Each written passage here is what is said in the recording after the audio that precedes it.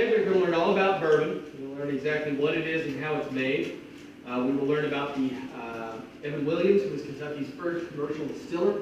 We'll also learn about the Heaven Hill Company that makes Evan Williams today. Now along the way we'll pick up some other facts about local history, and we will do a tasting too. That is generally everybody's favorite part. But there had been no story at all without the English, Welsh, Scots-Irish, and German settlers who brought the art of distilling to Kentucky. Louisville's own history started along about 1778, when a band of settlers traveling down the Ohio River with George Rogers Clark stopped here, right at the falls of the Ohio. Their first home was Corn Island, named for their first crop. Back in those days, it was all about corn, and the best way to preserve it was by distilling. Now that whiskey wouldn't have met our standards today, but practically everybody took a turn at the still because you could spend whiskey just like money. What's the most important thing to know about the yeast? Where it's kept, sir. I'm convinced you got a brain hiding out there somewhere. The evidence is wanting at the moment. The most important thing to know about the yeast is to keep it cool. Not too hot, not too cold, otherwise you'll kill it. What's the most important thing about cooking the mash? Keep stirring so's it don't bind up or scorch. What's the most important thing about the still? Make sure there's a jug or a barrel under the worm to catch the whiskey. Not the answer I was expecting, but it shows you're thinking. There's something else more important, Jacob. Can you figure it? Make sure it don't get too hot lest it explode. You're restoring my faith. Faith in what, sir? Oh, well, there it went. Don't collect the fees, Charlie. Or Mr. Smith here needs a close eye. See, he doesn't get in over his head. He's used to country ways. Well, I'm busy, all right, then. All right, now, let's back into it. Okay, folks, so this is what a distillery would have looked like in Evan's day, and the basic process hasn't really changed since then. The important things are still the same. If you want great bourbon, you still start with the best, high-quality raw ingredients, and you have to handle them with the artist's touch. Corn takes up the lion's share. If the whiskey's not at least 51% corn, it's not bourbon. Then we add rye or wheat to round out the flavor, and barley malt to add sweetness and kickstart the natural fermentation process. All our grain comes from family farmers we've been working with for generations. Every truckload's inspected and tested to ensure superior quality. Then the grains are loaded into silos. To make fine bourbon, you've got to mill each of the grains into a fine meal, like flour, that's then weighed to exacting specifications. Our central Kentucky limestone filtered water is so pure, it's perfect for making bourbon whiskey, as it adds minerals and filters out iron. Each grain's added in a particular sequence at the specific temperature that brings out the best in its flavor. When the mash is cooked for 2 hours. While the mash is cooking, we add a portion of yesterday's batch called backset. This is known as the sour mash method, which ensures that the bourbon has a consistency of taste and flavor. The cooked mash is set through cooling pipes, 1 mile of them. Now it's ready for the fermenter in a carefully weighed portion of the proprietary yeast that has been in our master distiller's family for generations. After a couple of days in the fermenting tank, you'll see a few bubbles on the surface. That's the yeast doing its work, converting the grain mash into alcohol. A day or so later, the whole thing starts bubbling and boiling like mad. When all the intense boiling stops, you're left with a low alcohol liquid called distiller's beer. Now the trick is to separate the alcohol from the beer.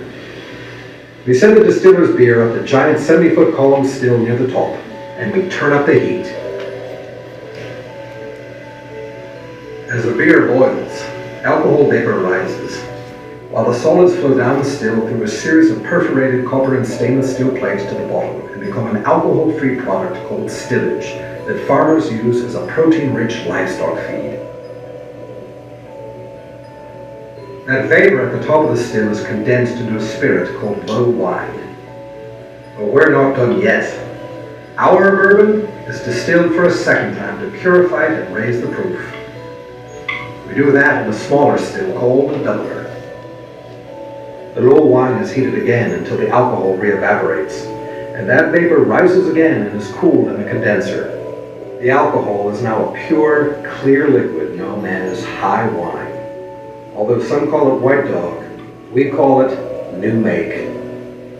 As the new make flows through the try box, our master distiller draws off a portion to test its proof. By law, new make has to come off the still at 160 proof or less in order to be called bourbon. The way we figure that out is through a process called gauging. Then we use more pure limestone water to reduce the whiskey to 125 proof per barrel. As important as the skill and artistry of the master distiller are, a lot of what makes bourbon bourbon happens in the barrel. Back in the early 1800s, bourbon lore has it that a Baptist preacher and distiller named Elijah Craig figured out if you char the inside of a new oak barrel, whiskey that's mature in there develops the distinctive color and flavor we now call bourbon. We still age our bourbon naturally in traditional open brick warehouses that aren't temperature controlled. As our bourbon ages and the seasons change, the whiskey seeps through the charcoal to the red layer beneath, where it marries with the caramelized wood sugars. The longer in the barrel, the deeper the color and more intense the flavor. Once the barrel's filled and the bung is hammered in, all we have to do is wait. Mother Nature does the rest. For comparison, the main distillery makes almost 1,000 barrels a day. Where's the main distillery? That's about 2 miles from here. It's on Breckenridge Street. This process, everything that was on that wall is now in front of us with the exception of the mash tub. The mash tub is downstairs. It's a 750-gallon tub. Over the course of the run, it's going to reduce down to just about one 53-gallon barrel of bourbon. Now, once the mash has been cooked, all the starch in the grain is turned to sugar. We pump it up to these fermenters, which are the big stainless steel tanks on the right, where the yeast is added. Yeast works on it for about 4 to 6 days, turns that sugar into alcohol, and its other byproduct, CO2. Now, at about 6% alcohol, they start calling it distillers beer, based on the strength. And they're going to pump that over to the main beer still, which is the big copper one on the left. That's where we do our first run of distillation. Put the heat on, alcohol vapor rises to the top, flows down to the condenser, and exits at that left-hand try box as the low wines. Low wine about 60 proof. It's not quite strong enough yet. So we do a second run in the doubler, the smaller still. That finishes at the right-hand try box as high wines, more like 140 proof at that point. Any questions? You said something about the first amount, you wound up with 1 barrel out of how much? 53 gallons of finished bourbon out of 750 gallons of mash. Wow. 700 gallons down to 53. 6%. Is that what it is? You must be good at math. I'll be from the Mensa Conference. Are you? So am I. This is not a real rick house. Anybody know why we don't age bourbon in this building? Temperature control. That's right.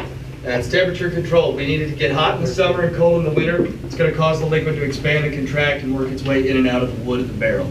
You get all of your color and about half your flavor from the barrel. So the aging process is as important to the final product as distillation is.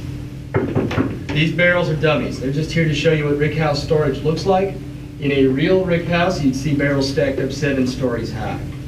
That one over on the floor there is full. Weighs about 550 pounds. Sam Dolby's will be carrying it out today. And that is barrel number 375 since we've been in operation. This is as good a juncture as any to actually go through the rules of exactly what makes bourbon bourbon. So bourbon is a type of whiskey. So within the big family of whiskeys, you have bourbon, you have Scotch, you have Irish whiskey, Canadian whiskey, etc. And bourbon is distinguished from these other types by the following rules. First off, it's made from at least 51% corn. So the rest of the grain might include wheat or rye or malt barley, but if it's not at least 51% corn, you can't call it bourbon. It's going to come off a still no higher than 160 proof, be barreled no higher than 125 proof. Just to keep it from being too strong, we don't want so much alcohol that there's no flavor left over. And the barrel itself has to be brand new, made of oak, and charred by fire. So once you've used a barrel for bourbon, you can't ever use it for bourbon again. Fortunately, a lot of other types of whiskey can age in used barrels. We sell most of our old barrels to Scotch producers. Now, There is no minimum aging requirement for bourbon, but anything that's called a straight bourbon or a straight whiskey ages a minimum of 2 years. So most of it is that old or older. You cannot add any artificial colors or flavorings, and it has to be made within the boundaries of the United States. All right, so, Don't worry about it. welcome to Whiskey Row. This is something you won't see on any other distillery tour. It is specific to downtown Louisville. From about the Civil War until Prohibition, they called West Main Street Whiskey Row because in 10 blocks there were over 80 alcohol-related businesses. 42 distilleries and wholesalers alone, as well as breweries, cooperages, everything that went along with the industry was down here. That included places like this one, which is a rectifying house. Has anyone here heard of rectified whiskey before? Nobody? Adulterated. Yeah, rectifying, like correcting, you know? So ostensibly what rectifiers would do is they would be middlemen. They'd buy up small amounts of whiskey from other people and they'd kind of mix it together to try and get the right flavor and put their own label on it and resell it. There's nothing really wrong with that. But in practice, a lot of the rectifiers added things that had no business being in whiskey at all. Stuff like molasses and cherry juice would be used to dye it a darker color so you could say it was older and charge more for it. But the less scrupulous ones would dye it with iodine, which is poisonous. Or tobacco juice, which you can get from a spittoon at the end of the day. Back in there all day. You pour it back into the barrel. You could even, in the later days of the rectifiers, flush your whiskey through the radiator on a car. Drain it out the bottom. It'll be a nice brown color, thanks to the rust. Of course, it'll also taste like the rust, and then you have to add more cherry juice into it to cover that up. Well, you get the iron for your blood, you know. Yeah, exactly. It's healthy. It's good for you. Bottom line, rot gut was a real thing. It was a real problem, and you could not be sure of the quality of anything you were buying until 1897. That's when they came out with the Bottled and Bond Act. So if you got a bottle of whiskey that says Bottled and Bond on it, that means it was distilled and aged under government supervision, and they have certified that it is actually whiskey and not just some brown mystery liquid somebody mixed together in a basement on Whiskey Row.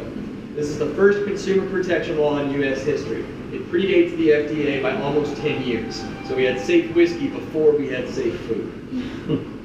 Bottled and Bond is still around today, even though all of our products are regulated for safety now.